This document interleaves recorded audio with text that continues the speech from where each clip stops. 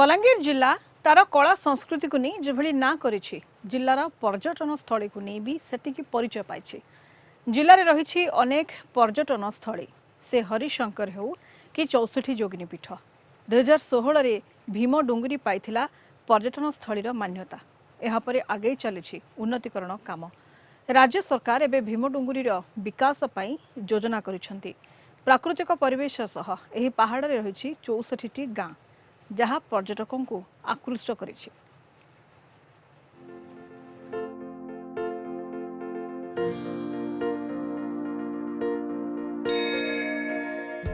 बलांगीर जिला पश्चिम ओडिशार प्रमुख जिला। यही बलांगीर जिल्लार कला संस्कृति महान, इतिहास भी महान। एठी रहिछि अनेक पर्यटन स्थली, सेठी मध्यरु भीम डुंगरी एक प्रमुख पर्यटन स्थली। एबे विकास धारा रे शामिल होईछि भीम डुंगरी पर्यटन स्थली। एठी रहिछि 64 रु अधिक गुंफा। एहा सहित प्राकृतिक परिवेश पर्यटकों को आकृष्ट करुछि। ताहले आसंतु देखिबा भीम डुंगरी रे कोन रहिछि भित्तिभूमिर विकास। एठी किभली भाबरे आसुचंती पर्यटक। एहाकु नै आजि हमर रिपोर्टर स्पेशल रे भीम डुंगरीर भित्तिभूमिर विकास।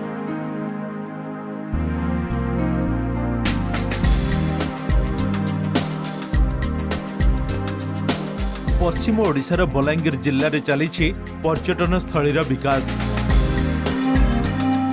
भीम डुंगरी पर्यटन मानचित्र रे शामिल हेबा परे जोरसोर रे आगे चलिछि विकासर काम। एही पर्यटन स्थली रे रहिछि 64टी गुंफा। एहाकु शैव, शाक्त और वैष्णव धर्मर समन्वय स्थल सह मंत्र, जंत्र और तंत्रर पीठ मध्य कुहा जाई थाए। दिने एही स्थान रे साधु माने तपस्या करुथुवा लोक विश्वास रहिछे। एइथिपाई तो एहाकु सिद्धि साधना पीठ बोली तपस्वी माने कहिथांदे।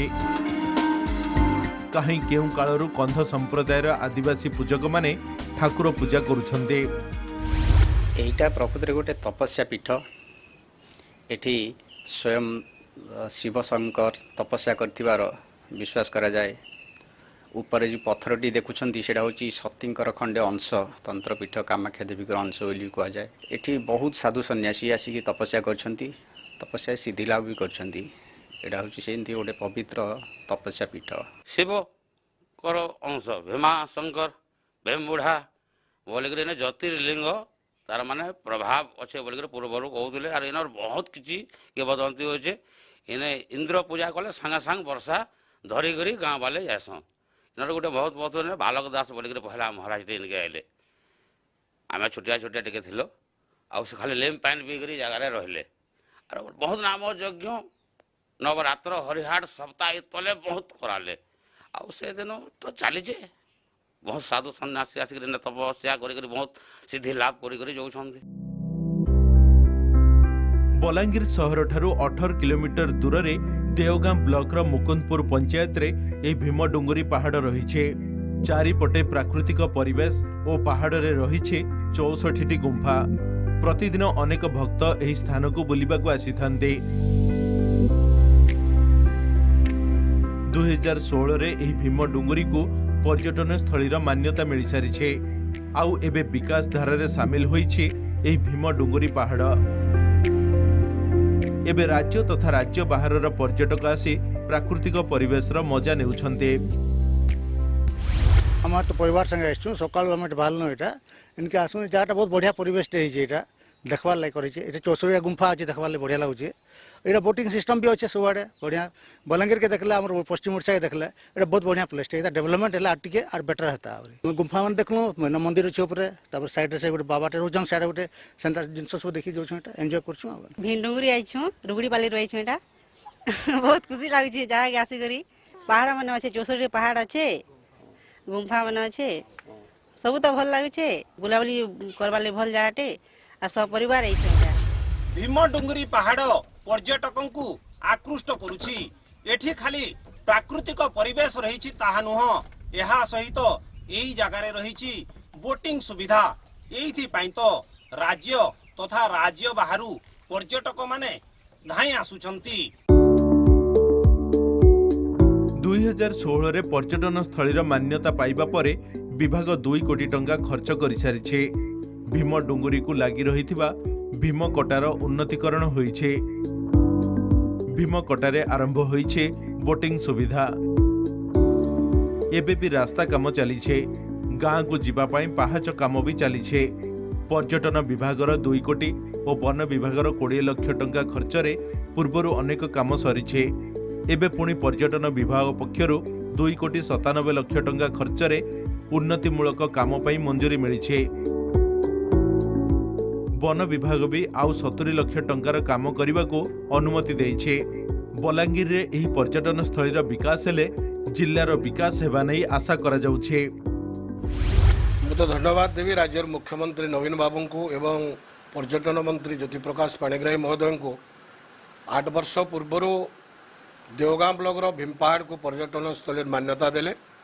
केवल मान्यता दे ना प्रथम पर्यायर 2 कोटी टंका मंजूरी करथिले पर्यटन विभाग तरफ एवं से समय 20 लाख टंका जंगल विभाग तरफ आईला तार उन्नतीकरण करा जाइछि। एवं निकट रे राज्य सरकार प्राय 3 कोटी टंका पर्यटन विभाग तरफ देइछन। 70 लाख टंकार जंगल विभाग तरफ दिया जाइछे एवं जंगल विभाग तरफ जेन 70 लाख टंका दिया जाइछे ताकू सुंदर भाव में बलांगीर डीएफओ से कार्य करुछन। बोटिंग आरंभ करी स्मॉल चिल्ड्रेन पार्क एवं अन्य कार्यक्रम ये जेन 3 कोटी टंका आइछे राज्य सरकार तरफ इथरे गुड़ाए उन्नयन कार्य हवा। से समय से जनसाधारण कहते ये 63 गुंफा अच्छी ये हूँ दियार विशेषत्व ओडिशार आ कौन ना भारत में अच्छी कि संदेह। अतएव या गोटे पर्यटन स्थली हिसाब से जदि मान्यता दि जाए ये अंचल विकास हो। जो जगार पर्यटन स्थली बोलिकी परिचय पाँच से जगह कि सरकार ताको स्वीकृति दौची से जगार विभिन्न योजना माध्यम तार विकास करा जाउची एवं जो माने आसंती बुलियापी विभिन्न जगह को पर्यटक माने से माने मध्य से जगह को आकृष्ट हेबे। सेइतिपाई बारंबार विधानसभा रे मु उठै सारला पर जेतबेले टिटलागढ़ आइसथिले तत्कालीन पर्यटन मंत्री मु सेठी पुणी डिमांड करथिले एवं सेठी से घोषणा करथिले हाँ सरकार या पर्यटन स्थली घोषणा करछंती इठी करिवे।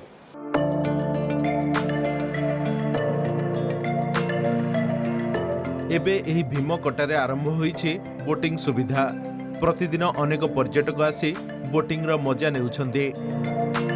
खरा दिन होइथिबारु एहार बेस मजा नेउछन्ते पर्यटक।